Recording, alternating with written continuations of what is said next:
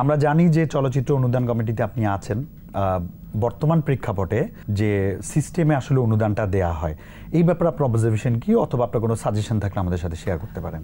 নতুন করে অনুদান সংস্কার হচ্ছে, অনুদান নীতিমালার সংস্কার হচ্ছে, অনুদানের নতুন যে প্রজ্ঞাপন আসবে সেই নীতিমালার আলোকে আমরা সংস্কারটা দেখতে পাবো, এবং যে প্রক্রিয়ার মধ্যে দিয়ে এখন অনুদান দেয়া হবে পুরোটাই সংস্কার চলছে। তো আমি বিশ্বাস করি যে যদি সংস্কারটা হয়ে যায় তাহলে আমরা বিশ্বে যেসব দেশে গ্র্যান্ট দেয়া হয়, যেই পদ্ধতি আন্তর্জাতিক মানের যে গ্র্যান্ট দেওয়ার যে একটা স্ট্যান্ডার্ড আছে, একটা মানদণ্ড আছে কিভাবে দিতে হয়, তো এই সংস্কারটা হয়ে গেলে আমরা তাদের সেই মানে যেতে পারবো, সেটা আমার বিশ্বাস।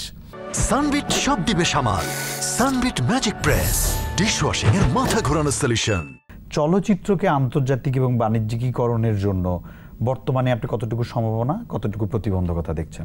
কমার্শিয়াল ফিল্মে কখনো কখনো স্টার কাস্ট ছাড়া সিনেমা হিট হয়, কিন্তু এখনো পৃথিবীর মানে কমার্শিয়াল ফিল্ম স্টার নির্ভর। বুঝতে পেরেছি। হ্যাঁ, এটা কিন্তু আপনি যদি সাউথের ছবি বলেন, সাউথের স্টাররা একটা বিরাট ব্যাপার। হ্যাঁ, রজনীকান্ত থেকে শুরু করে ওখানে স্টারের কে রীতিমতো পূজা করা হয়। তো এবং ওখানে খুবই সেলিব্রিটি কালচার একটা অন্যরকম ব্যাপার।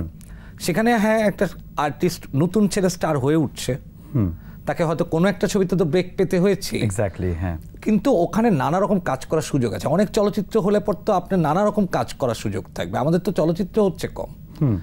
আমার কথা হচ্ছে কি যে এগুলা পরের আলাপ, আসলে কেমনে অনেক চলচ্চিত্র তৈরি হবে এরকম পরিবেশ আগে তৈরি